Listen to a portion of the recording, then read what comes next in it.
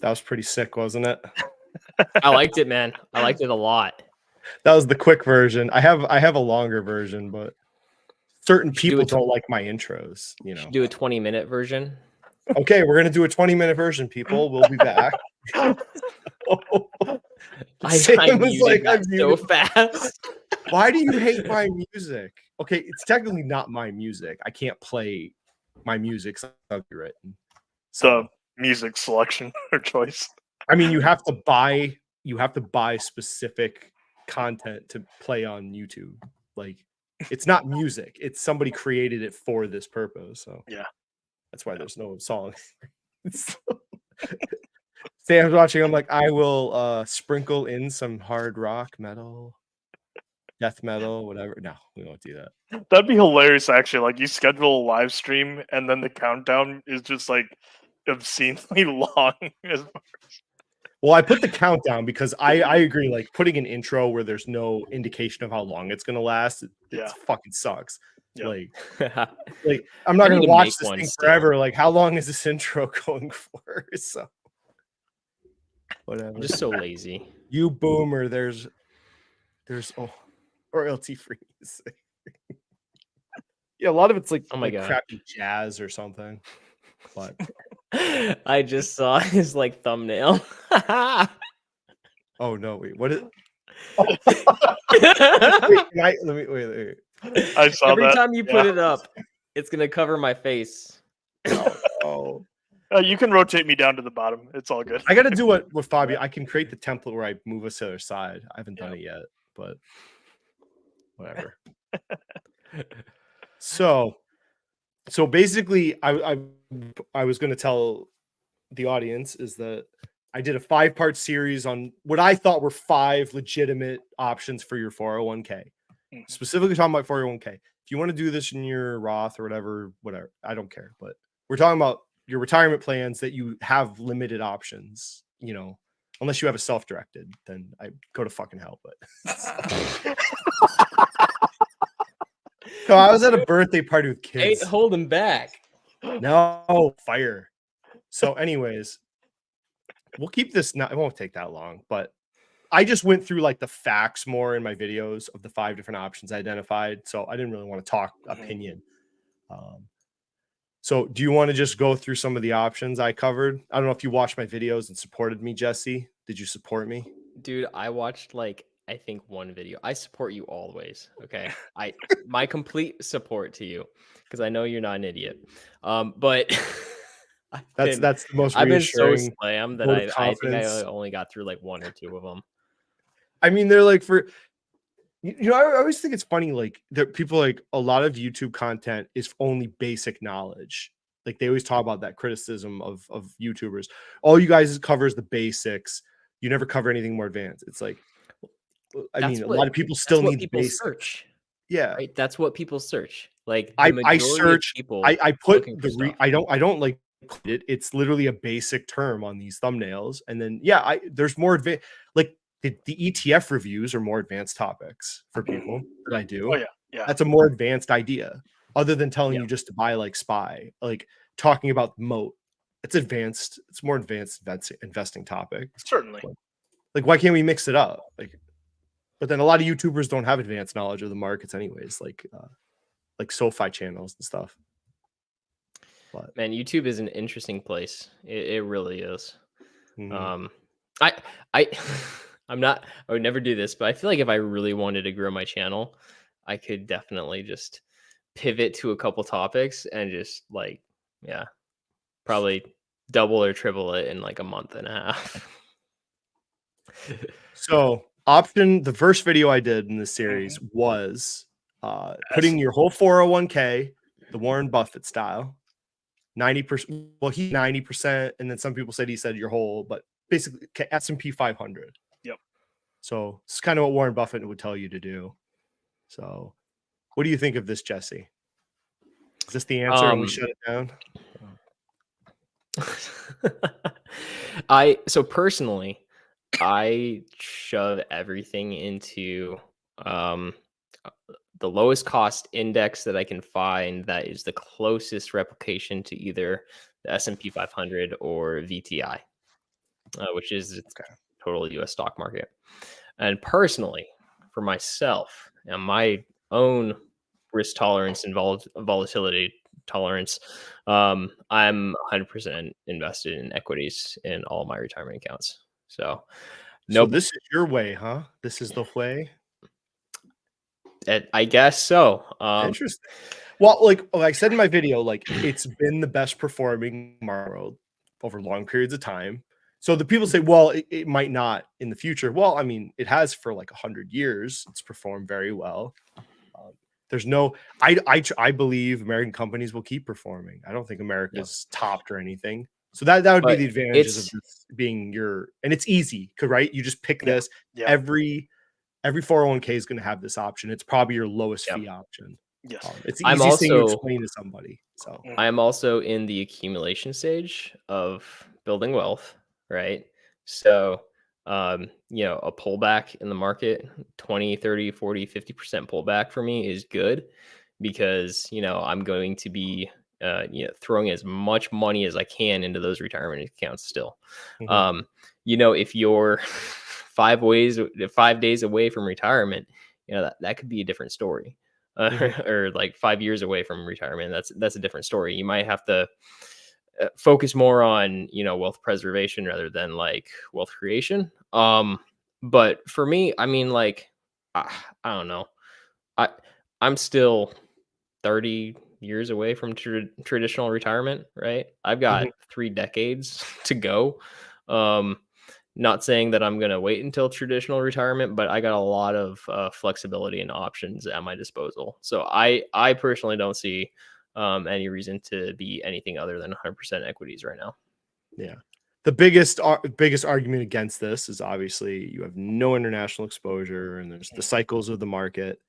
The only thing I would say, like, I've looked at like the performance of the internationals compared to the US and like this chart can be deceiving. Like the US performance when the US like market really rips compared to international in the past, like it's way outperforming.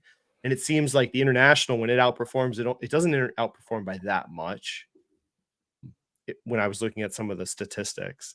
Yeah. So, but it's a fair point because there are other markets that have performed. I did in my video, I showed like there was like 8 markets that performed better just like last year than the US. So there's a reason to have international. And I think a lot of people say like 20. I saw a lot of 20, 25% as a percentage across different types of investors when I was doing research. So, but you don't Yeah. get that with If your S&P 500. So if I ever have a big concern with specifically the equity market in the US or the macro environment in the US, maybe I might change that. I'm really, really comfortable, honestly, with the exposure that I have to US revenue streams and international revenue streams just through the S&P 500.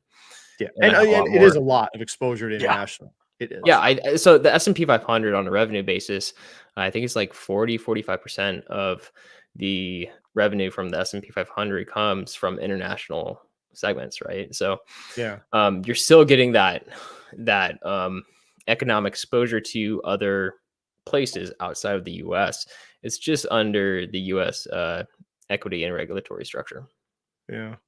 So okay, so that we'll pretty much straightforward. It's the easiest thing, lowest cost. It has a high chance of doing well, Yeah. but it Well, could be I higher think you're really volatility because you don't have the bond well exposure. diversified, right? Yes.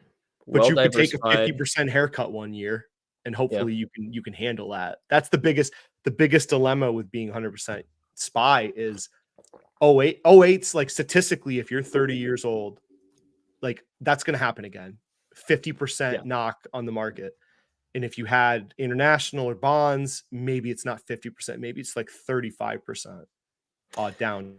And maybe that keeps you from panicking and selling everything. Yeah. Because everyone's Bonds. got their breaking point. Like we can't kid ourselves.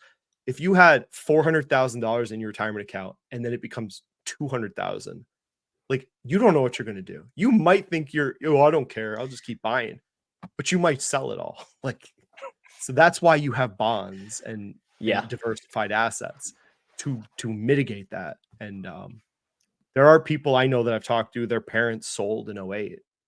They couldn't take it. Yeah. So, Yep. and it was either they And- couldn't take it down or they didn't understand what they were buying in the first place, Yeah. which might have been more of what was going on. And That's the biggest thing too, is like you might think you're gonna be in a certain emotional state if that happens, and then when it actually happens, it's totally different, right? So yeah, you know, I mean, I have enough cash on hand to last me a while, if I need to. That's kind of my my exposure to, I don't know, a safer asset class is basically cash getting interest and emergency fund and pretty large slush fund. So yeah, I don't know. But also on that note, I was gonna say bonds definitely have helped out in certain drawdown periods. Um, Interestingly, the last time, and this was probably years ago, but when I looked into the volatility of international stocks during US economic recessions and drawdowns, the volatility in international sectors was greater than the volatility in the US. So if the S&P 500 went down like 40%, like international was going down like 55%. So it was interesting. Like when I looked at that, it was interesting because I was like, okay, well, like people say that you need to diversify into international stocks, but like everything that I'm seeing shows that they actually have more downside volatility when like shit hits the fan in the US. Mm-hmm. I think, yeah, I agree with that. So, all right, next one. This is probably the shortest topic of all. I mean, there's really not target date funds. Mm-hmm. I mean, there's not really a lot to say about these. It's not tailored or optimized for anybody. It's a set it, forget it choice for anybody. Because like if you were to all S100, eventually you'd have to bring in, or you should, God help you, you should bring in some bonds when you get close. But you don't have to do any of that with this. But to me, it's not I've never seen one where I like all the portfolio decisions they've made. I've looked at Vanguard, Schwab's, BlackRock's. There's always something that I don't like about one of them. And then you're paying typically higher fees than just indexing. These are managed they're actively managed. Somebody's making decisions on those different percentages of what they're buying with these. So I don't know. It's fine. Like it's a fine choice. I don't want to say it's good or bad. It's like it's fine, right? I guess. Yeah. It's super simple, right? And it kind of comes back to like there's all of these different options, but like as a whole, it really depends on what you're comfortable with and how you want your asset allocation to change over time. And then if there's a product that's able to do that for you automatically, and kind of hit those desired asset allocations over time without you having to mess with it, then it's great. Vanguard has some really good target date funds. I think they're all based off of year, like retirement year. So like 2040, 2050, 2060. And it can be a very just dead simple approach, right? Especially when it comes down to just consolidating your, the like number of index funds or equities that you hold. Mm-hmm. The 3-fund portfolio, I'm kind of a fan of. Yeah. Really? There's not a lot to talk about with these. It's like, it's just super simple. And it's fine. Like for people, like if you want nothing to ever do with finance ever, like at all, tell people to do this one. And if you want to be a little more adventurous, pick one that's like 5 years later than your retirement date. And it'll be a little more equities. And that's it. The reason that I like the 3-fund portfolio a little bit more is that it gives you a little bit more flexibility on choosing your actual asset allocation. Yes. Now so it makes you be a little more aware of what actually is going on. And then you can hopefully, adjust that accordingly through time.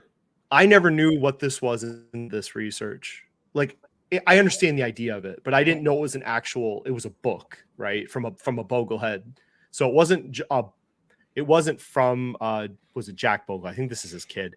There was this guy, Taylor Larimore, who developed this 3-fund.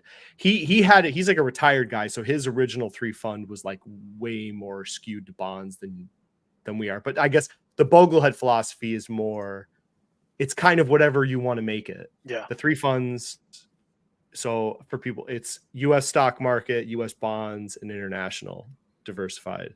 Mhm. But yeah, I agree with this. For most people, I really like this one. I think this is a great option for people that don't mind doing a little tweaking of their allocations over their life. Little research on your own part to turn that dial as you get older, where you're kind of, tweaking it towards bonds as you get older, to give you less volatility. But I think it's a great option. Now, one of the risks that I think of a fund like this, or even a 2-fund portfolio where you have just stocks and bonds, and I saw this happen in 2020 with various people on different groups, but usually when the market is down and everything's like insane, like risk premiums are going through the roof, right? COVID's going on. We don't know if like everybody on the planet's gonna get wiped out. Market's super volatile, and then people are like, oh, you know what? I don't like this volatility. I'm gonna rebalance a big chunk of my stocks into bonds. Mm-hmm. And I saw multiple people in Yes. different places that were basically like, oh, you know what? I don't like this volatility. They sold off a chunk of their stocks, say, 10, 15, 20% of their stocks into a bond fund, like right near the bottom of the market. And when you're running a lot of like simulations, retirement simulations, it's very, very important that like, a big hedge for you is doing the opposite, right? The big hedge is rebalancing those bonds into stocks when equity prices crash really hard, right? Because Mhm. then it takes you through on the recovery. So I think there's some downside to the psychology of people when they're investing. If they have the ability to tweak their asset allocations, I think some people are going to do it at the wrong time. Yeah, like I've when I did this videos, I think I mentioned, like, I think the last one, I'm like, whatever one you pick, you got to stick with it. 'Cause Yes. the worst thing you could possibly do is think, oh, here's 5 options Dan's giving me. I'll just best one based on my personal market analysis of what's going on right now, and just like, go back and forth, and it's like, boy, you're gonna fail real hard on that. So because you're going to buy things at the wrong time, you're going to sell things, you're going to reallocate when you shouldn't. Yep. Because like the example is last year. What if you had gotten sick and tired of getting pummeled by the US stock market by the end of last year? You're down 20 something percent, and you just couldn't take it anymore. So you think, oh, I'm going to reallocate to safer assets so I can protect at least what's left. And then you miss the whole rip. So when the truth is, you should have been buying into it for the most part. Yep. Like it's counterintuitive, but obviously, like, when the market as a whole goes down because risk premiums are higher, right? And there's more perceived risk, more risk is priced in. Those cash flows are actually cheaper, right?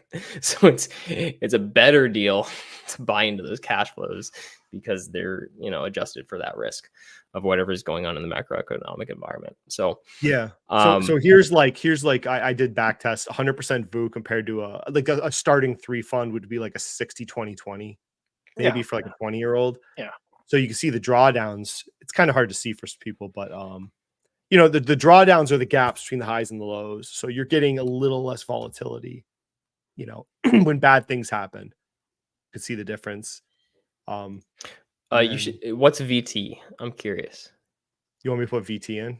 Yeah, put VT in. I put VU because all my options and my do- wife's are SPY or S&P 500. I don't have a VTI option, so. Oh no, VT, total market. Oh, you want The VT? global market. World. Wait, what do you want VT to compare against? VT, compare it to, actually no. So do in asset 1, do VOO, right? Let's see. And then remove portfolio 100, remove that 100. This? Yeah, and then go to asset 4, do VT. And then portfolio 1 or portfolio 3 100. That'll give you. Oh, you want VT in the last one? Yep. Yeah, and then actually portfolio 1 you can do like 100 too. Yeah, they'll compare it. I want to see the volatility between S&P versus total market.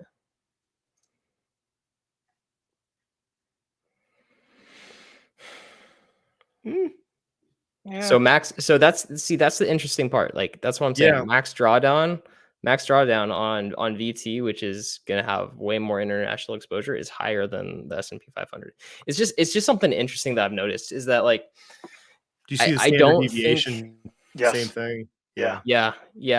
I don't think necessarily that international stocks, like historically, and it'll change for whatever we go through in the future, but historically they've had just as much, if not more, drawdown risk than just the U.S. equities.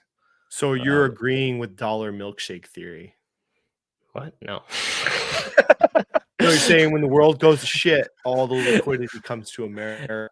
Oh yeah, I mean These two. that could be. You're kind of suggesting that right now. What I think honestly is that when it happens, markets in as a whole have more faith in the U.S. than they do international.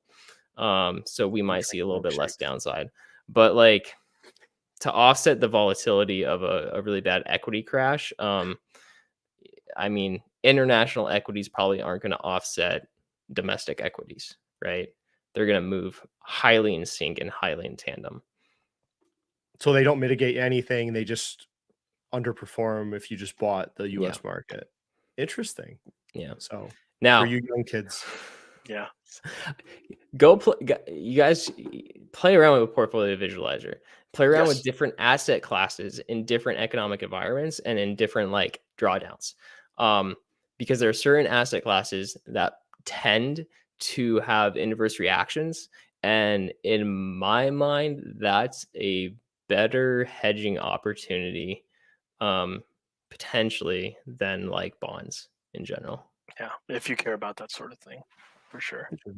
so I was saying all that though. I like how the 3-fund portfolio is set up for most people because it gives you you optionality.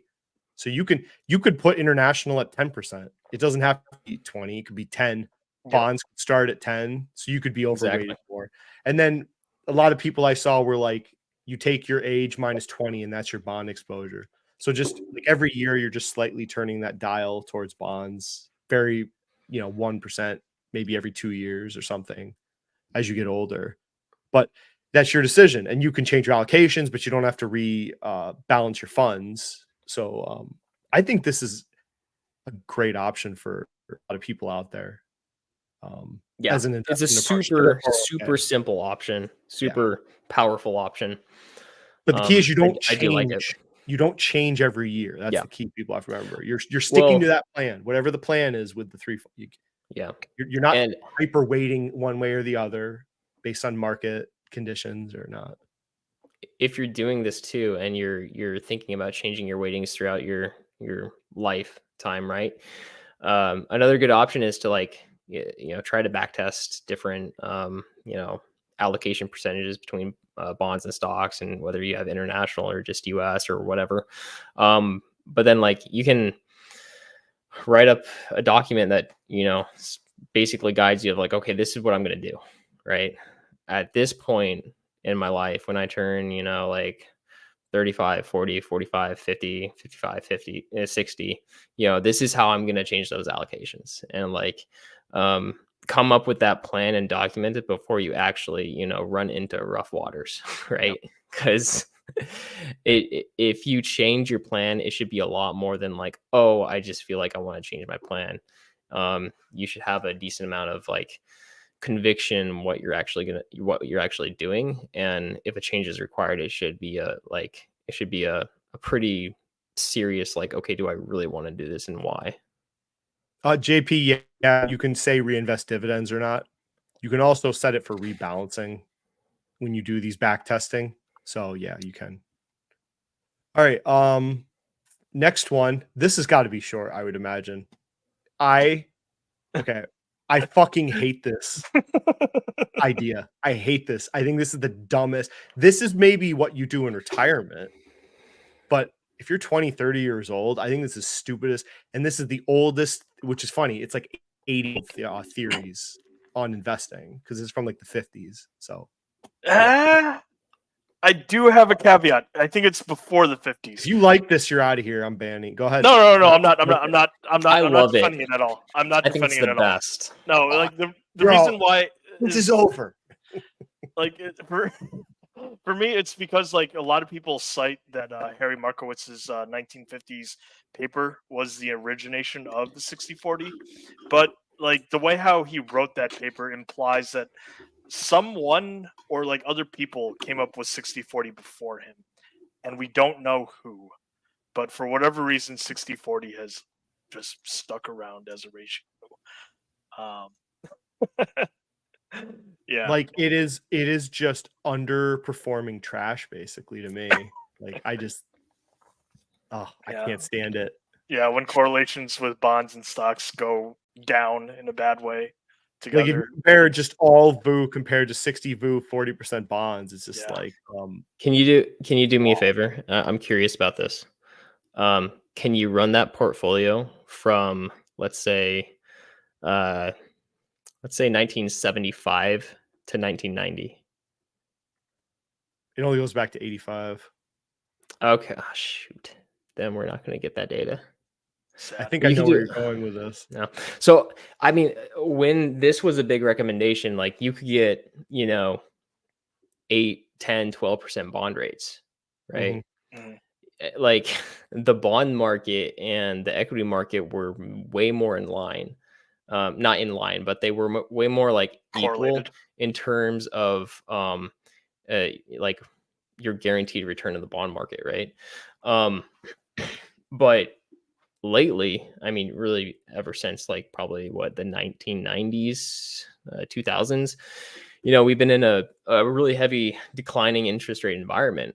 And what that's essentially done to this portfolio, this 60/40 portfolio, is bonds, instead of becoming like a cash flow stream of a fairly decent yield, 8% or so, now like they're just really dragging your portfolio back because all investors are essentially going to equities to find that 9% return, and bonds are just going to be spitting out that, at least over the last 10 years, maybe like 3, 4, 5%, and the gap has really widened. I tried to show here, which it was from another YouTuber. So like when US equities in the 70s were down, bonds performed. I think this is what you were going for. I know this is terrible. Yeah. But and then you look last year, equities did terrible. Well, so did bonds last year. So this whole narrative of 40% bond exposure, like Jesse was saying, like from the 70s, it's literally from like an era all the way back here is where this came from. But it doesn't seem relevant today. It's not performing. And it's such a rigid methodology. And having just, I think, overexposure to the bond market in general. Yeah. What you really need is just buy gold. Let's wait. Convert your emergency savings into silver ETF. But you can see it, just the separation between the two is just total. You're just wasting performance. There's no logical reason why you need 40% bond exposure. It's just a drag. Yeah, it's a heavy drag, and even especially in a low interest rate environment, it's a very heavy drag. It's gonna be rough. But even like the 3 fund gives you almost the same drawdown, like volatility mitigation, and you still get most of the upside. So I hate this one. So like this is where, when you're retired, like sure, this probably is what you should be retired. I don't know. I haven't thought that far ahead. I have no bond exposure. So I don't do this. But when I was talking about inversely correlated asset classes in rough times, like literally put GLD in there, put gold in there. Like it's freaky, man. Or actually you can go to another section. You can do it later. But like it's so stupid, but like gold is one of those asset classes that when shit hits the fan and everybody's scared, like it usually sees a flood of capital. it's really weird. Don't do 100%. You'd have to like replace it as a bond proxy or something like that, like maybe a small hedge, like so like a 85 VU at 15 gold or something like that. All right, let's see. See this wizardry he wants. Yep. Yeah, not terrible. Yeah. The drawdowns are not as sharp. It's right there at the Yeah. it's the gold. Look, they put the gold one as the yellow line. So Oh, I mean, it's It- interesting. it's That's weird. interesting. Except you can't buy gold funds usually in a 401k. So, Yeah, Yeah. exactly. but this is Yeah. something if you want to do this in your Roth, I suppose. So that's the thing. Like some of the choices here, I was like, you can't do some of these choices easily in a 401k. No. So like Oh no. like the last one, like the VT equivalent, you just buy every equity in the world. So that was the 5th video. One of my biggest negatives about that was it can be overly complicated to do. If like me, I don't have a US diversified mutual fund. I have S&P 500, a mid cap, a small cap. Yep. So I'd have to buy all 3 of those and then the international option.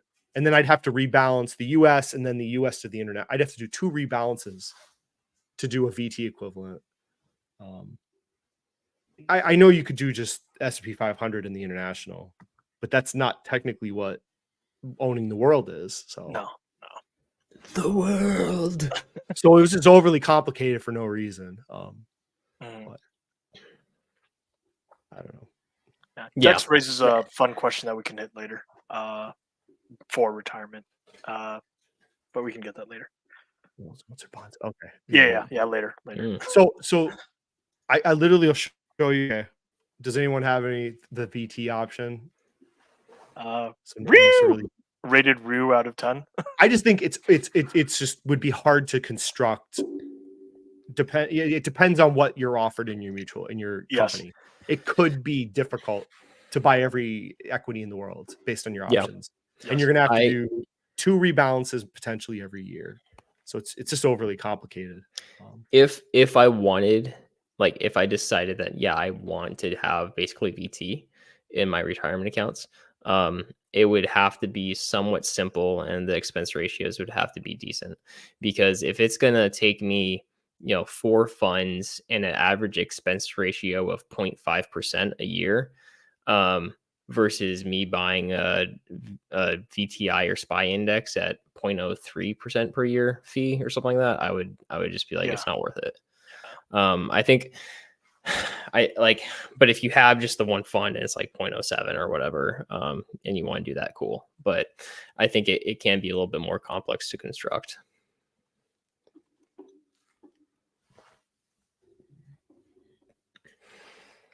So this is basically what I do. Are you ready for how advanced this methodology is? The magic. Yes.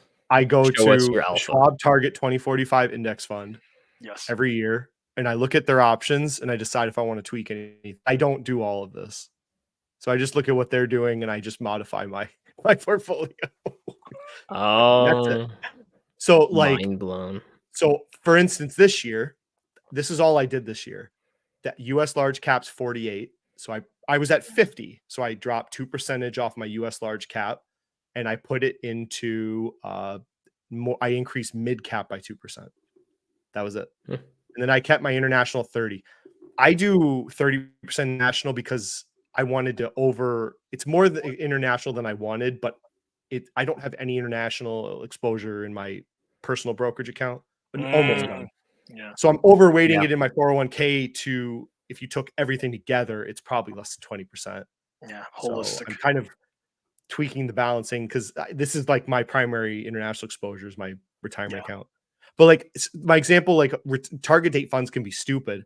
I don't understand why they have a US REIT in here. I don't understand because the large cap has REITs in it. I don't want more REITs. Like I don't see the necessity of this. What percent is that? 6%.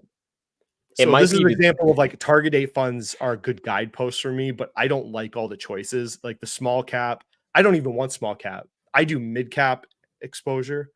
It's actually a fund that does mid cap and it selectively picks small caps. It's a Vanguard fund. Hmm. So like I don't like all the weightings here, but the guide post, I just look at it, make slight tweaks every year. So that's what I do. I wonder if it's I wonder if it's for the dividends. I mean, No, it's a but Schwab like, product, so maybe they just but put it in here in all literally because honesty, like, it's their own product, so they're just pumping their own bags. well, by- yeah, but I wonder if like if that fund, the 2045 index fund, if it has some type of like income target, like dividend income target or something like that, and it's like, oh, we can get that with REITs. It would be interesting to read up on the methodology of the fund. Yeah. So easy peasy. But That's funny. so Mind blown. any questions to finish this? Which is better for retirement, bills, notes, or bonds? I mean, Depends on who you are and the environment you find yourself in. okay, people might like, I don't want to buy treasuries ever in my life because I'm not giving the government extra money. So it's off the table for me just because I fucking can. But corporate notes, I mean, I want to own Microsoft debt, honestly. That would be my primary. If my first bond, I always say it's going to be a Microsoft bond, or I think he's probably thinking about banknote. Maybe he's thinking about like a COD or CD, yeah. Yeah. I mean, those are great options depending on the interest rate environment you're in. But And depending on when you actually go into retirement, right? Because if part of your retirement plan is to have, maybe like 2 or 3 years of I call this kind of like a runway, like a spend runway, where you potentially have a larger amount in like volatile assets like the SPY, but then you have X amount of years in lower volatility or zero volatility income producing, like like getting the risk-free rate type thing.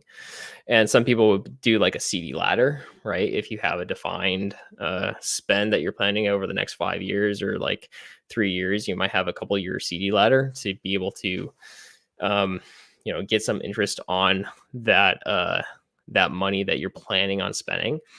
And what that can do for you as well is that if the market goes through a downturn, well, you're at potentially less risk of a sequence of returns risk because you have that non-volatile cash buffer or CD ladder or bond ladder or note ladder or whatever to take from when the market dips down. This was an interesting. I didn't cover this in a specific video because it's only just something Warren Buffett said once, so it's not like a real retirement methodology. Because he had said when he dies, he wants 90% into low index S&P 500 index, 10% into short-term government bonds. Yeah. So that's an interesting, because it's similar to what Jesse's doing, I guess. And then the idea is you could slightly tweak the allocations as you get older to increase the bond exposure. But it's not a separate methodology, so I didn't cover it.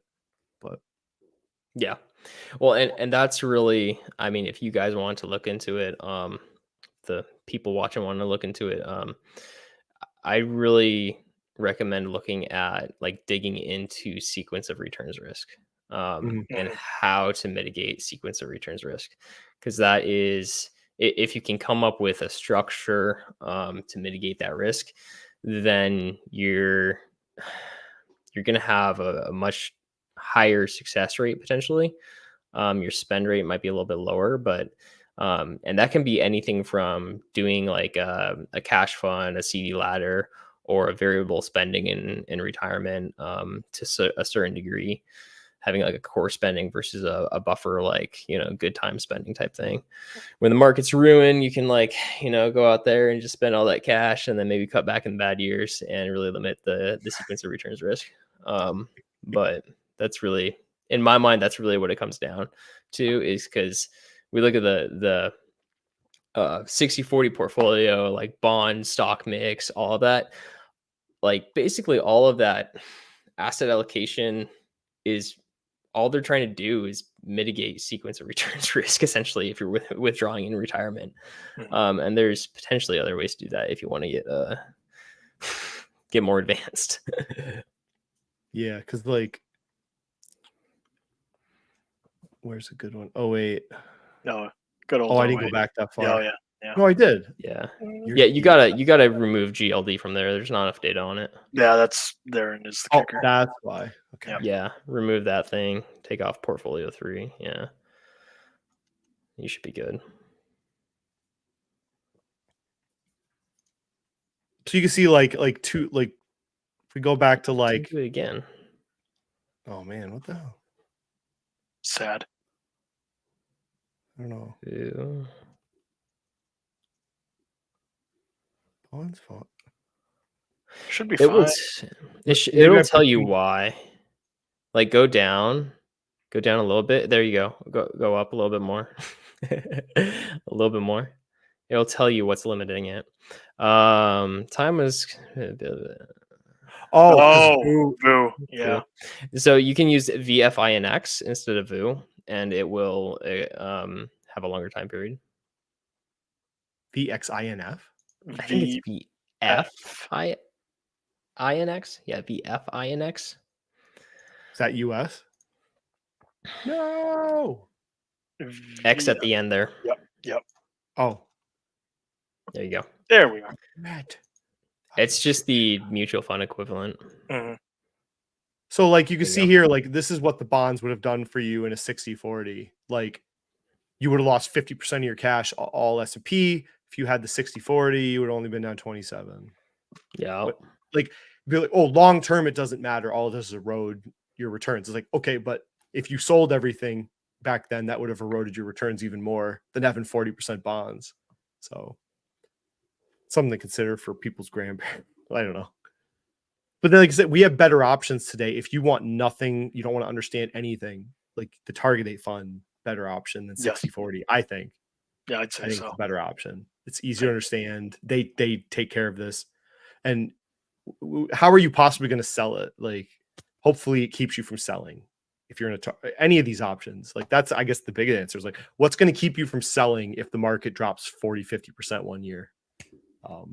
Because if you pick an option like S&P 500, but you every time your portfolio is red and you kind of panic deep down inside and think you have to tax loss harvest like Paul, you probably shouldn't do that strategy. Like, because you're not going to succeed long term. But you might. You cannot can tax handle it. loss harvest in a retirement account. Yeah. FYI. I was going to get It's there, tax but you sheltered. You can't do that. No, it does not work that way. Sorry Oh. there.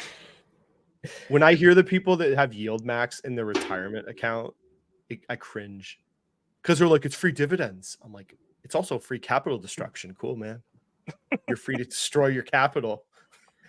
So, oh, anyways, It's free real estate. I think we're good. For Any other- free?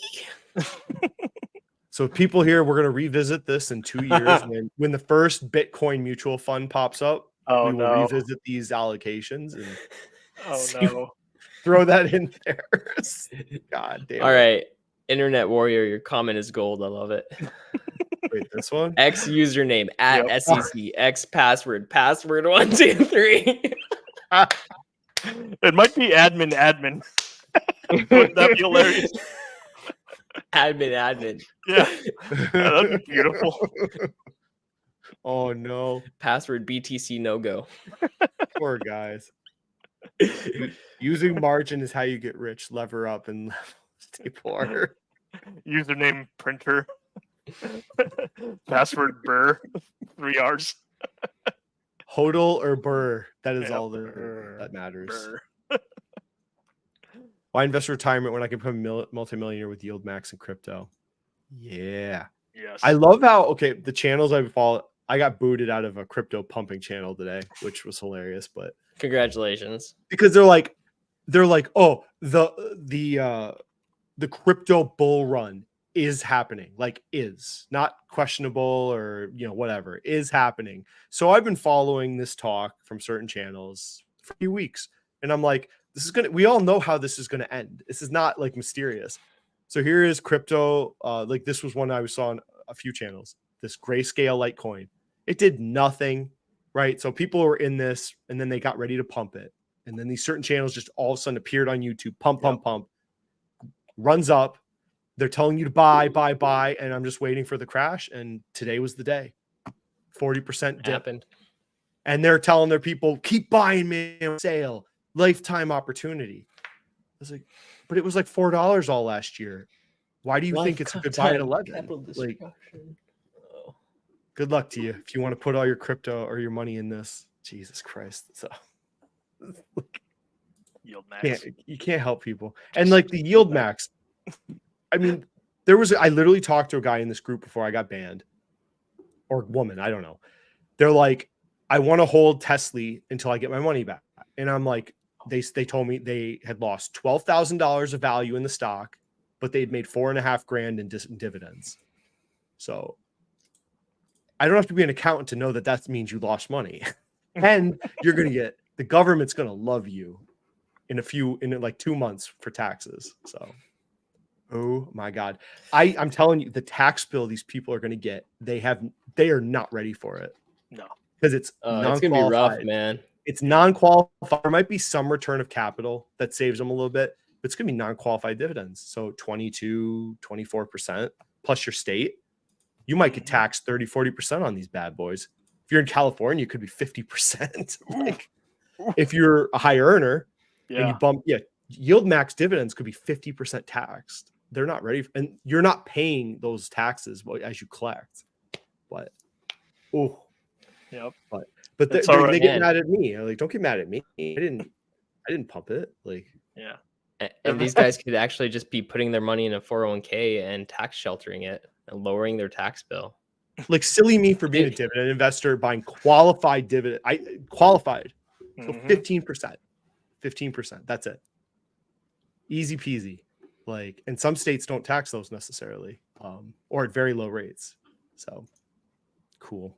Yeah. To the yield max chasers, here's to you. It's down. It was down 40 point. Yeah. Andrew, I think it ended at 33. Yeah. I can't wait to watch how this keeps going. Rip. Yeah. Many of us have been there. Many of us have underperformed at some point and still had to pay tax. Yeah. So, some of us still are. Some of us do that and get margin called. Just call me Mr. Underperformer. That was a great live stream, by the way, Jim. What do I bring to the table, Jim? Am I just filler? I don't know. No. I think like your personality meshes very well with those two. Well, we're all veterans, so we're all broken inside. It's all right. Deep down. Me too. Texas gang. That's right. No state. Oh, damn. Wait, yeah. Do you get any capital gain taxes in Texas? Like dividends or selling stock? I would assume, right? Or it's all sales tax, I guess. Maybe they're all sales tax based. Sales and real. I think I'd pay somewhere in the mid 5s, 5 or 6 to New York. I really don't. It's like 5 or 6%. I pay nothing. Go to hell. Just evade taxes, bro. It's at least for now. Washington doesn't have okay. income or cap gains tax. I think they might have capital gains tax if you take I think you have to make over like 500 or $1 million or something like that. It's like a rich person tax essentially. Retail can move stocks. Why is always wait? Okay, I see what you're saying. Yeah, a lot of dividend investors are like really heavy into realty income. It's a fair point. Why are you going into realty income if you're like 20 years old? They're non-qualified dividends. Mm-hmm. And I would agree with you. I don't understand it. I have seen a few people have a significant portion of realty income in their portfolio. And it's like, I have Agri in my Roth and Cube Smart. I don't get like realty income because I feel like it just doesn't have a lot of growth prospects. Yeah, too big for somebody that's younger. Like there are certain like REITs out there that I think have potentially some really good growth prospects long term. And like it seems like the ones that get talked about in the dividend community are just kind of like it shouldn't be the setup that you're looking for when you're 20, 30. No, I don't understand. Like this is almost my best performer. This is why I'm just not a bit like, this is my best performing REIT. I bought this in like early 2019, like right here.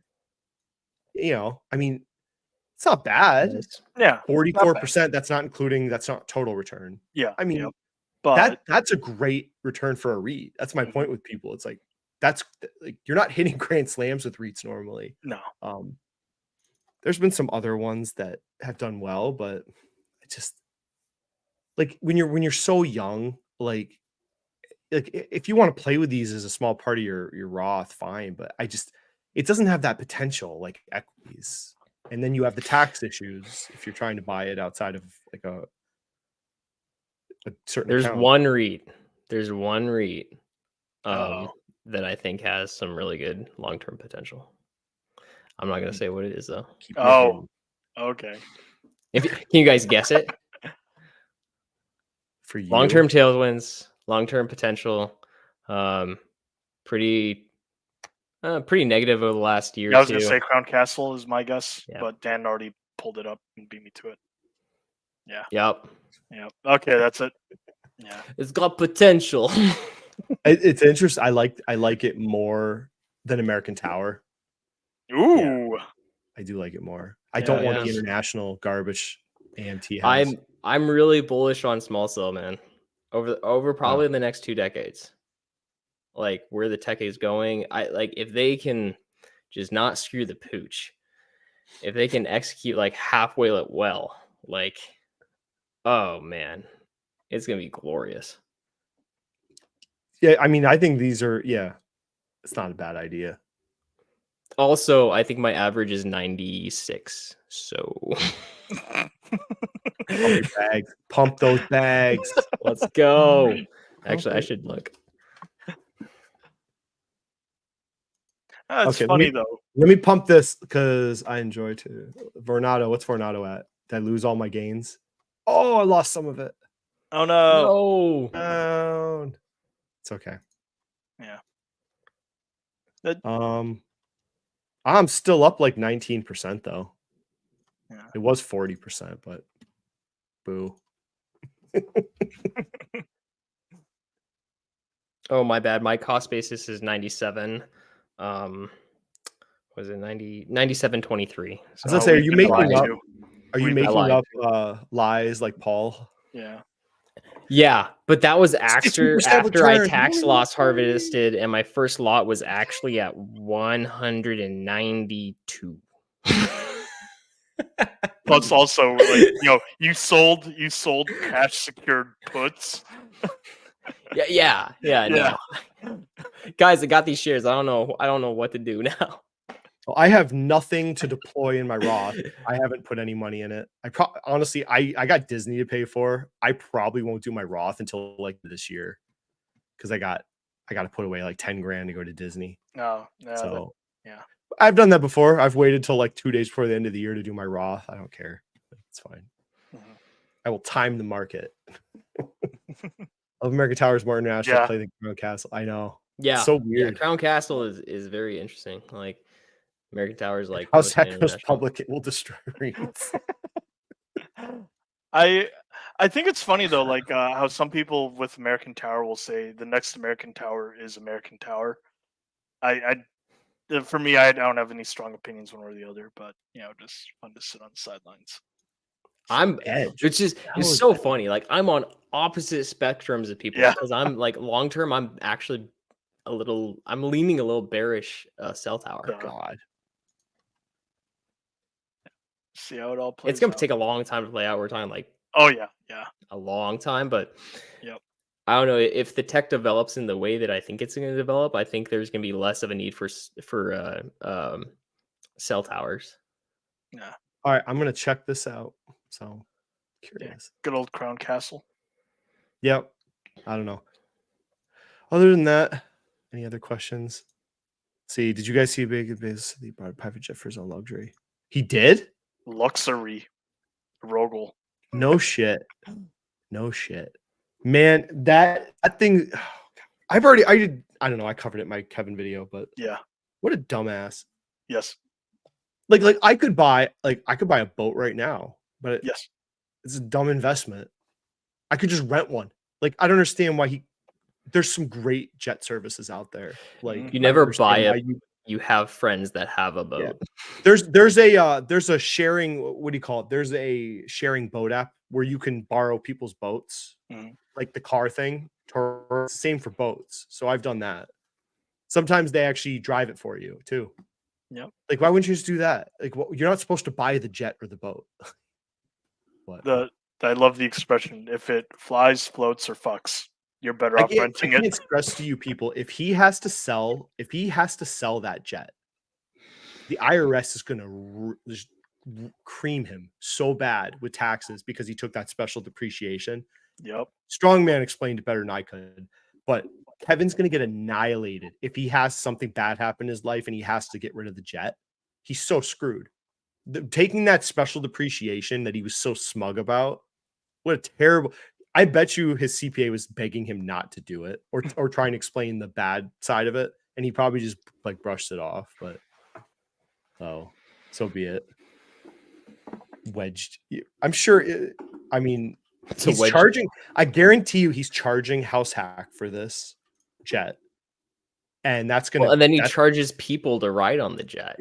Well, he couldn't do that anymore because you can't. No, he couldn't. He's not a chartered jet flying. He's not a chartered service. He can't charge people to fly on his plane. He got in trouble. I thought he was still doing it, but he changed the wording of what it like. It wasn't for a jet ride. It was like, to hang out with just him, to hang out with him, not implying he happened to go on a jet ride to somewhere. Like, that just happened. I have real estate friends, like my real estate agent and some of her people she talks to, construction workers and stuff and bankers, and it's just like what Kevin's doing like can work in a local area. There's people that do that everywhere. It's just like the idea of doing a nationwide business of these wedge deals like he's doing. Like, you don't have competitive advantage everywhere you fly your stupid jet. There's people doing this stuff everywhere you fly, and they're better at it than you because they're in the area and they know the difference between each street. So if he staked his flag in a certain part of the country doing his wedge deal crap, maybe it would have made more sense. But like I said, the people that gave him their Roth money, because he was probably saying, look, I can 100x your Roth and it's tax-free, so you could get crazy returns. I mean, they'll never get their money back. I seriously doubt they'll ever get it back, which sucks because there might be some people that really needed that for retirement. They should have read the documents that were posted, or run it by their financial advisor or somebody, because someone could have told them, like, this is what you're buying, so you understand. Like, extremely speculative investment, like 100x or nothing type of investment. But Rogel, bacon Rogel. Yeah, it's because of the little funny thing I said. He can't travel with demons like Kenneth Copeland. Oh, so okay, coming up before we end, I got Rich Dad Poor Dad. It's gonna come in tomorrow. Yes. This is somebody I know nothing about, Robert Kiyosaki. So when I do this video, I know nothing about this dude. So you're gonna get what I think of this whole thing. Don't tell me about it. I don't want to hear it. Will there be a collab though? And then I don't know if I'll do a video or a live stream. And then I'm gonna review Ross Gerber's. I probably will do Ross Gerber's review before it because I got to read Rich Dad Poor Dad. We're gonna review Gerber Kawasaki GK. So I reviewed ETFs that I say you should buy. So I figure let's review one that maybe I'm not going to tell you should buy. So spoiler alert, I probably will say avoid it, but so basically Kevin spends his 30 minutes here he bought it. Yeah. Yep. Pretty much.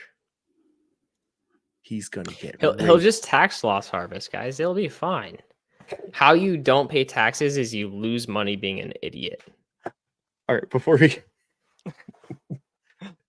the Paul, where is that Paul? Oh no. Is this the one Strongman did? How can a stock be down 50% from when you started buying and you're only down 10-15%? Oh yeah, yep. That's the beauty of dollar cost averaging, tax loss harvesting, and more importantly, the beauty of understanding what you are buying. It would be better just Isn't to that make stunning? money. So he's an expert at losing money in the markets. You're not. You should feel terrible about yourself. Only he has the vision to lose 60-something% on Baba and tax loss harvest it. So The audacity. you should be so jealous. How dare you criticize this man? If you understand what you're buying, again, he lost money on this. He's bragging about losing money, people. He's bragging about losing money. You can't, this is insanity. You look for lower price. You should have looked for lower prices because you got wrecked on Baba. I don't think he even understands what This is Baba nonsense. This is nonsense. Like, this is such copium. I love it.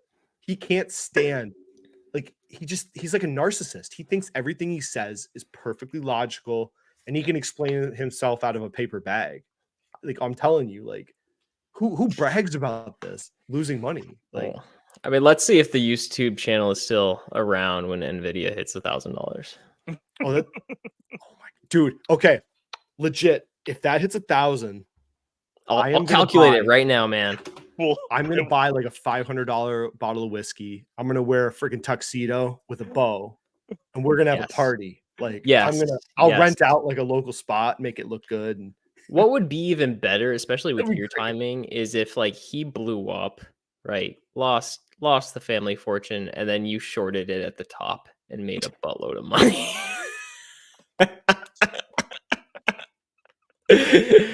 Which, I mean, I'll tell you my signal. Nvidia is up for changes. So, like, once he is like margin called, wealth destruction, it's all over. That is the top, right? Like, that's when we're like, all right, top's in, guys. Top's in. We're gonna find out how many contracts he sold, and I'll buy exactly that many at 1,000. Exactly. So I think okay. 1 second. Times. If it hits $1,000, whoops. Let's see. How dare you make money in the market, Internet Warrior? If it hits $1,000, he should be down around 21 million. Oh my god. Oh my god. Assuming he can meet the margin requirements between now and then. So briefly, people. So if that happens, when I made my video, or when Jesse made his video calculating the loss, minimum we said 5 million. So you can go check the data Jesse's video. So based on the run recently, we're thinking. I think Jesse, you said like 9, 10 down there. No, I think I did it. Or I think I fat fingered some stuff. I think he's probably solidly down 5 to 5.5 now. I think when I made the video, he's probably down around 4 to 4.5. But like, we're talking about a $20 swing, and he's down another $1 million, right? Or a $40 swing, he's down another $1 million. I'll be right back, guys. He's just getting calls from his broker. Hey, you're gonna need more cash.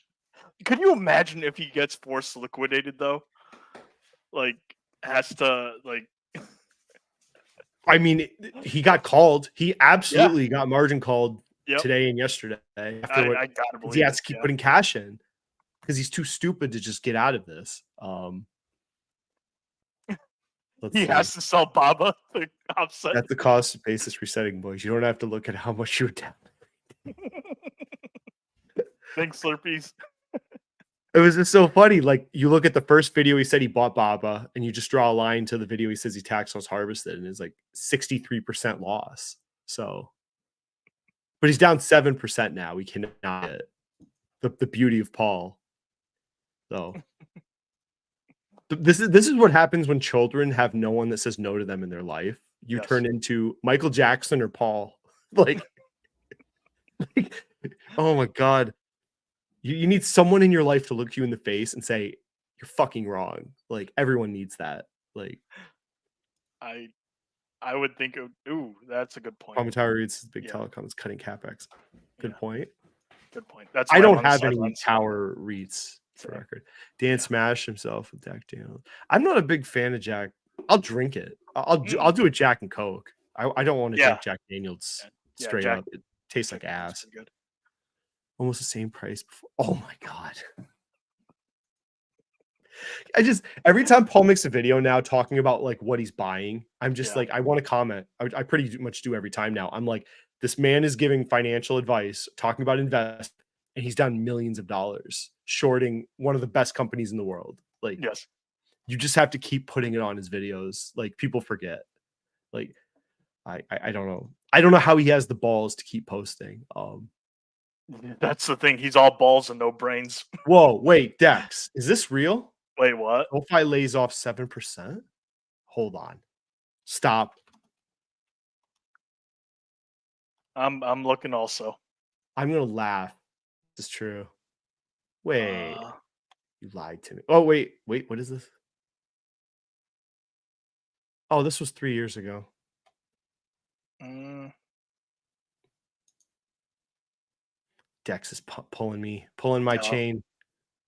Nah, this is all old. Boo. yeah, sad. False start. That would have made me He's happy. capping. He's False capping. start. False start.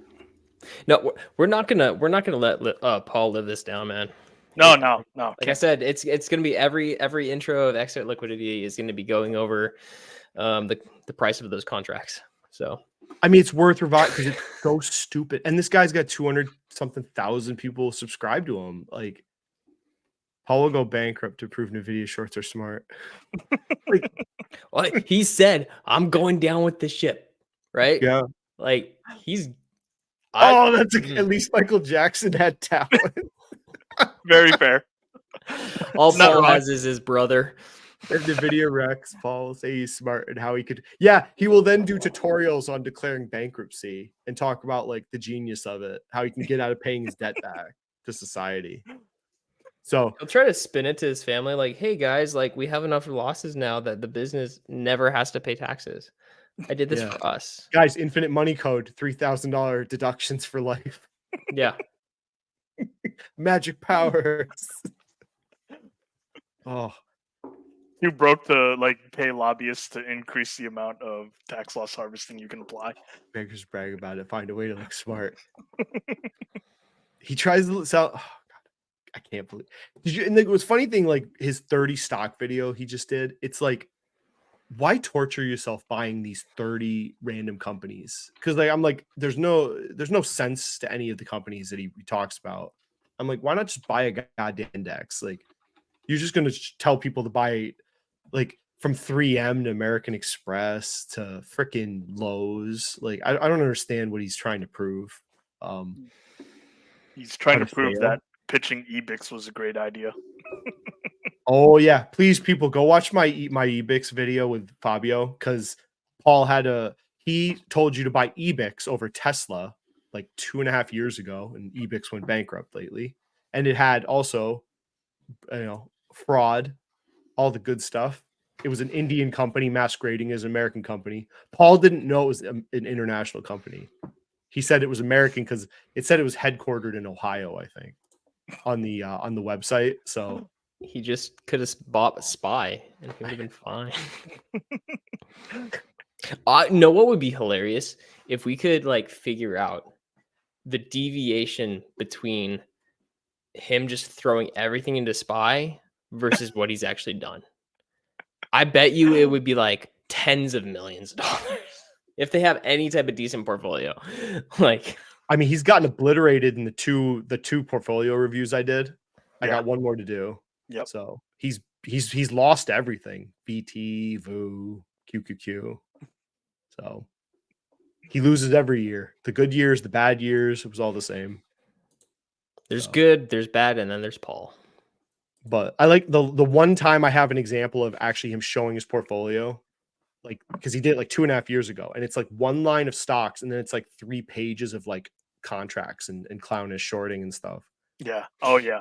Yeah. Maybe the phrase should be "not good Paul" instead of "not good Bob." How's my account looking? Not good, Paul. Watches equals savings account. Like, God, I've gotten by just fine in life having like a $300 Citizen watch.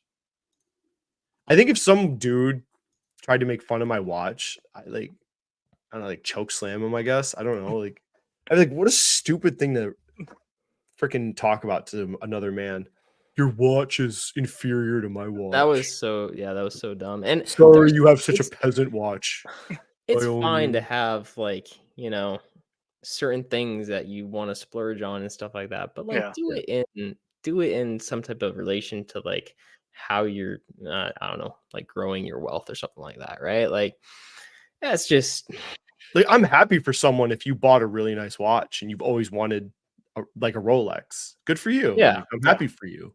Like, if you're judging other people that don't have a Rolex, though, you are a dick.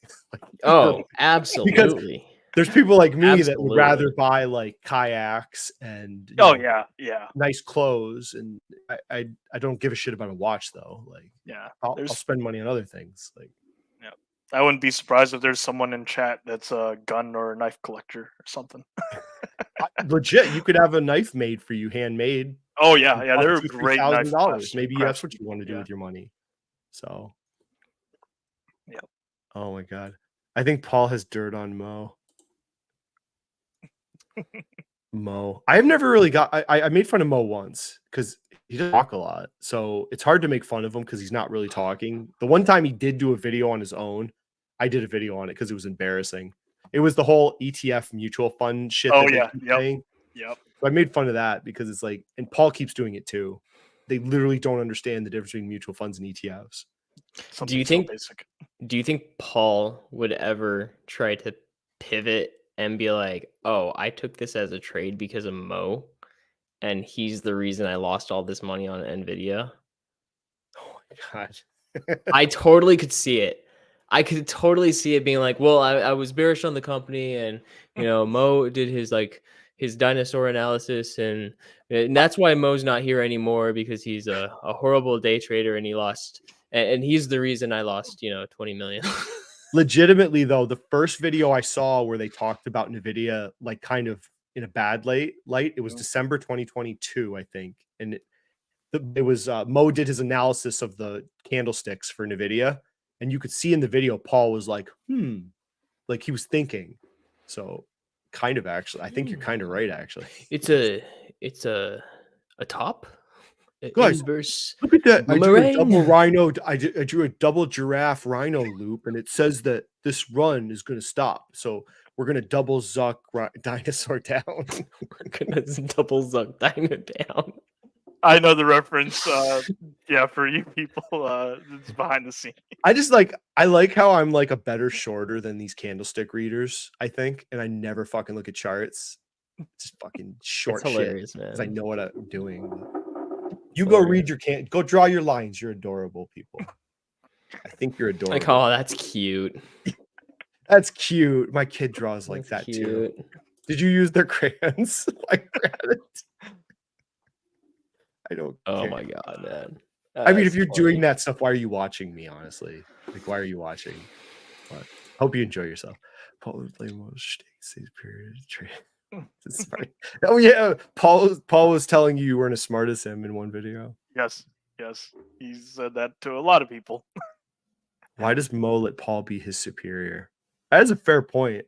It's a weird dynamic It because is. Mo's from a rich doctor's family too. Mm-hmm. So I Hey think Dan, when I don't know. when did Paul actually say he was short Nvidia?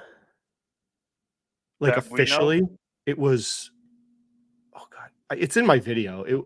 The first officially time he said it was like April 2023, I think. Gotcha. Where he literally said it. Yeah. So Yeah. He could have been in there even earlier. That wouldn't surprise me if he had that. oh short yeah, he look definitely earlier. would have been. Dude, he would be so wrecked, man. Oh my Oh, god. absolutely, absolutely. He would be like, he'd be down like 10 mil. Yeah, depending on the time frame. Like, this is why these are just estimates. Like, Like if it was a early yeah, 2023 short, yeah. and he was majority on, God. Oh. Yep. I think honestly, I gave him almost too much benefit of the doubt I when think I so too. when I ran that analysis of how much I think he's down. I feel like I gave him a good, like, okay, he staggered into it and like he didn't time it like the worst, but he didn't time it like The best. I don't know. Mo might have more money than Paul. I mean, I've seen his office. He has a really nice looking office. He was bragging about his Charlie Munger statue, I think it was. Yeah. So, Yep. Yeah. so it's like it's just these guys in Ohio with no experience trading or in the markets. Nobody actually worked on Wall Street, and Yeah. like it's just so weird. Like, he wants to create this like Ohio bastion of finance, I think. Because like even the guys he hired are from Ohio that I found because he hired an analyst. So I found the guy's LinkedIn. He's from Ohio too. So I think he's got this like hard on about creating some Ohio version of what Buffett's making, maybe. Yeah, that's my guess as well. But he values being right more than making money. That thing people need to realize. He just wants to be like a guru, teacher, investor. He doesn't want to make. Honestly, I think secondarily he's making money in the markets. He'd rather you like bend the knee to him. I mean, he wants to do both. Good luck, dude. Because God. Yeah, I mean, he's just cocky. He's just in it to feel better about himself. I know. He lives in Columbus. I don't know how you say your name, if it's Steven or Stefan, but I did do a video estimating his loss. Yeah. So if you want to go check that out, I'm going to shout myself out on somebody else's channel. I'm sorry, Dan. Wait, I'll shout you out before we end. What everybody has in the works. Wait, you're on my homepage. It's not even like I need to do this. But... I know. It's like, boom. I'm like right there. Yep. There you are. Yeah, you're right on my. If you go to my channel, you go to the homepage. Yep. Boom. He's down here. Where are you? There you are. Yeah. Yeah. How many YouTubers post recommendations to so many people like me? Look at that. So, and it grows people. I add more. I more channels when I think they're actually. Dude, you're on top of it, man. I don't do nearly enough. Look at all this. I'm all over it. I mean, I don't watch all these all the time, but yeah. So yeah, you do have a life, but yeah, you put the effort in. Certainly. Ryan's my homeboy right there. You see it? Money, baby. Money. Man, I'm so like, I hope he does well. Ryan does do well in the markets. I really do. I think he's like, it's really interesting watching him like grow as an investor, like, where he's at. So people hate on him so much. I'm like, he makes money, unlike Paul. Like he's had great investments. Some, yeah. I mean, there's been some questionable ones like Jeppy and stuff like that. Where I'm like, but like, yeah, he's doing fine. Like I don't understand why people like his he's had some good investments that he developed himself, which a lot of people on YouTube never create their own thesis that they put online, and then it's scrutinized and they stick with it and it makes money. That's hard. A lot of these YouTube channels just spout nonsense about Palantir or SoFi. Like he bought this at like $100. Now it's $200. So yep. And people were making fun of him for it, and he stuck to his guns on it. So yep. So this is good. Like good positive signs. And he changes with the times, and he didn't fall into the trap of yield max. So yep. I don't know. People want to bash. I'm like, he's better than your average retail investor. I think the only concern like that people would mention is the collab vid with Jeremy, but I don't know. I don't know if that's like a sticking point for some and not. Yeah, it can be legitimate. Yeah, I'm not here to judge. I'm just here to state observations. I don't know why people think like everybody you're going to follow on YouTube has to be some super investor that like doubles the returns of the market every year. Those people probably are not on YouTube. I seriously. He did. I was talking to him randomly, and he actually I was you actually saying, interviewed him actually. So he actually was like, yeah, I'm looking into this or these couple companies. I was like, oh, interesting. And I poked into a couple of them, and I actually did a much deeper dive on one of them, and it turned out to be a holding mine. So yeah, and then we did an interview as well. So that was fun.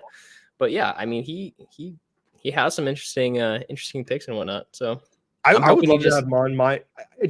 I have some other stuff I want to. I'm just not really in a mood to interview people right now. Although I did reach out to a certain person about a collab. I'm excited if they. Yeah. Oh, it's not. No, a YouTuber.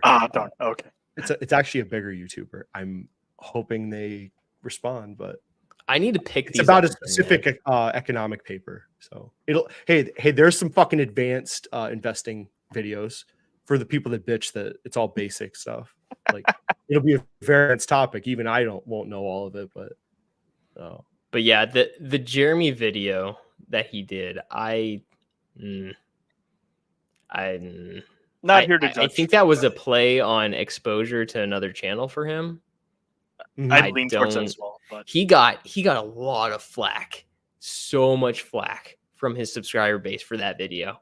Like, what the hell are you doing? Like, he got called out, which is good. I think, you know, he has a good enough subscriber base that they're going to keep him in check. And his subscriber base isn't like totally degen, which is good. But like, man, yeah, I don't know about that. If I interviewed Jeremy, I would play it like Galifianakis, the Two Ferns interviews videos. I would play interviewing Jeremy like that if I ever did. Man, if Jeremy didn't know who I was, I could probably get an interview with him. I feel like I could. I have my And interview. it'd be so interesting because like I was on the inside for a while. I'd ask him when is he going bald, because he's copied Meet Kevin in so many different ways.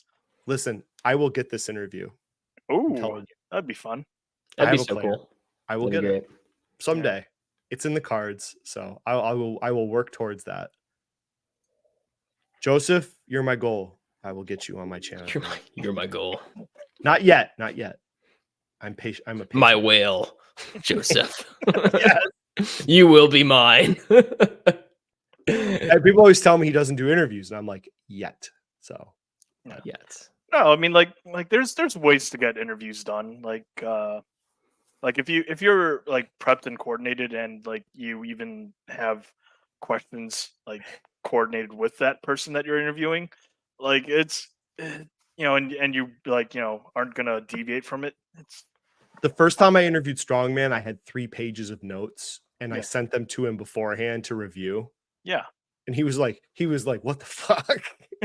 I'm like, Dude. I come when I prepare, I'm ready. I don't do Yeah. that every time, but if I want to take it seriously, Yeah, I've done that ready to with go. my interview Yeah. with Fabio, Capital Mindset. Like it's up there. Nick Bears, that'd be fun. I don't know what I talk. I mean, he's a crazy psycho with working out. I don't know what the hell I barely work out enough just to not freaking die of diabetes. So this guy's like running fucking ultra marathons, and Jeez. Oh, he's a cool guy. I followed him ever since he was in the insane. army. On my other channel, not this one. There, I'll subscribe here. There we go. I've subscribed to him account, but Real time. yeah. Anyways, good stuff. Yeah. Oh, thanks, Fabio, for mentioning rebalancing timing luck. No one cares about that. Like, If you want action principle, Oh, yeah. do you want to know a great example of rebalancing timing luck? Was I think it was SCHD in 2020. The market bottom was March, and they rebalance once yearly in March. So they literally oh, I didn't think of rebalanced. that. Yeah, They literally rebalanced right at the bottom of the market, off by like a week or two on either end, and they like flooded into these new names and just oh my god, Yeah. I didn't even think of that when I reviewed them. Dude, it's okay. And that is no, a lot of their return is honestly this bump. yeah. to be it was fair, that- it was that I did rebalance. notice, like, if you Yeah. take out like that 1 year out of 5, it's actually pretty anemic performance. So, like to didn't be think fair and to clarify, as far as like rebalancing timing luck and the ways to try and mitigate it, for most people, the tax drag and the transaction costs would be so astronomical and such a massive headache. Like normal people, we really shouldn't care as much about it. Just be I'm aware gonna tell that you- it exists. But they're gonna turn over, I bet you 40% next rebalance. ooh, I guarantee it's gonna be high. It's gonna be really high. I think they're gonna kick all the regionals will get kicked out of it. Ford will get kicked out. I think Ford was a fucking stupid ad, which I covered. But yeah, it's extremely high turnover fund. Like I think it's nuts when people put all their money in it. Like it's if you took all my money, not that much of it, honestly. Yeah, but what's it done year to date over the last 5 days? I 5 want to see days? the year to date. No, year to date, bros. Year to date. Year to date. Point Let's go. 3.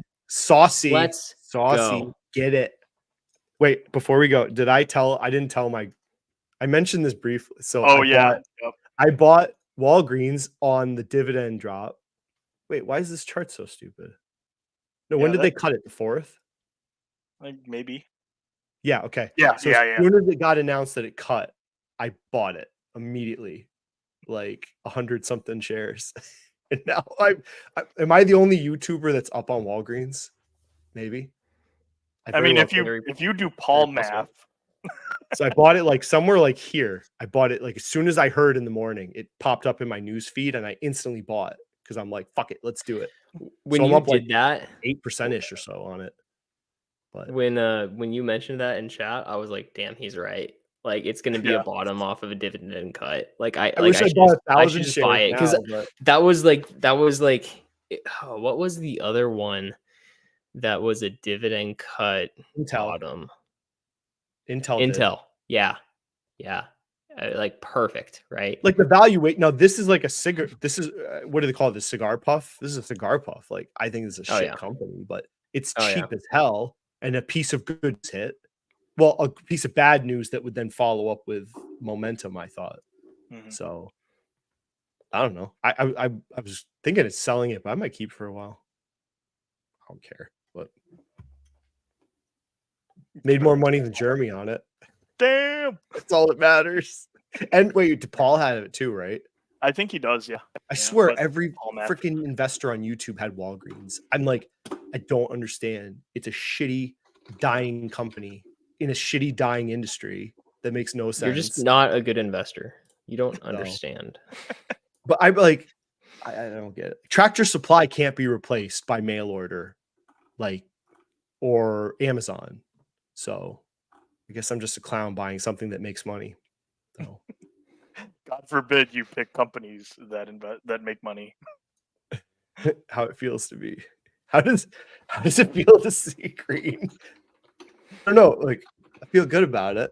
I should brag more. I might be the only YouTube Walgreens investor that made green on it so far. I think Walgreens is back. Oh no, Oh. no, BOGO. He's brought it back. No. BOGO. You get BOGO investments. Oh, Yeah, that company. Their what it- strategy was so bad too, of Oh, like yeah. doing partnerships to expand their operation. Yeah.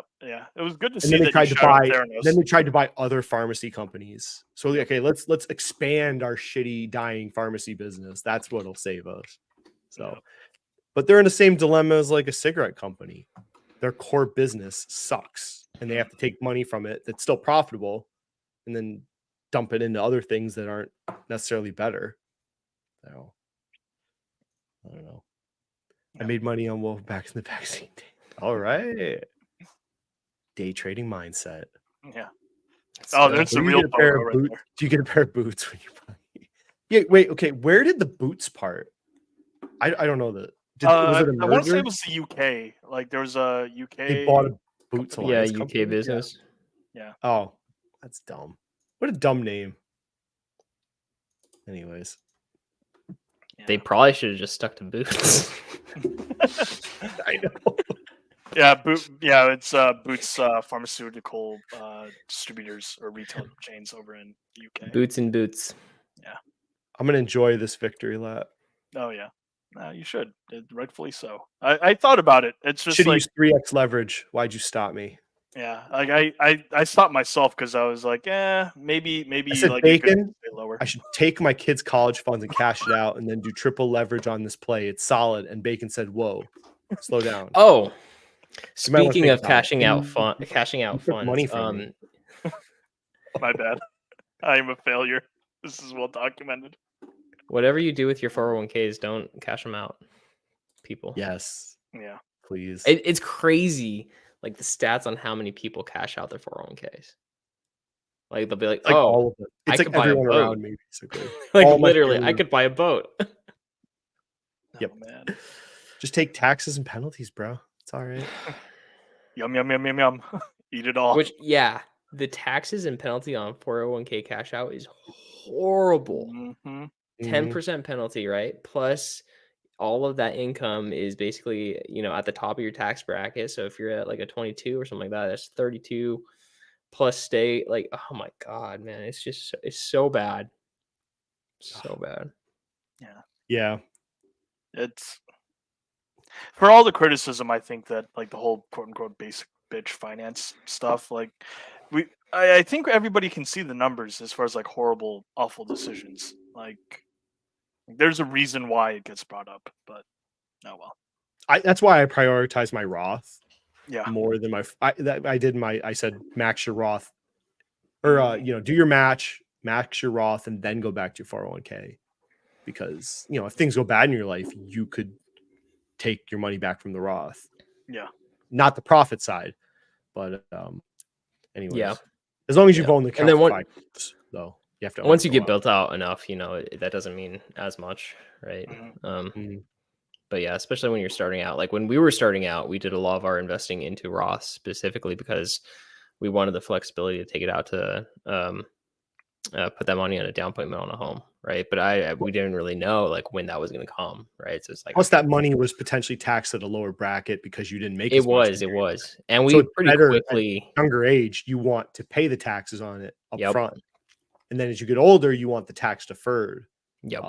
Normally, but we pretty quickly, like I had a specific threshold in mind as far as like tax rate of where I was like, okay, once I hit this, like everything's going traditional. No, that's fair. That's fair. That makes sense. Oh man. or 401k. Yeah, There's stats on cringe. Yeah. Oh, I'm sure there's plenty of studies. I took a little bit during COVID because they gave us they passed some law in COVID where you could do it without penalty or something like that. Yeah. So I took some out like just to pay something off, just because it was convenient. 30% of Americans change job. Between that and also like in hindsight, like sure. The median 401k account for 50-62 was $90,000.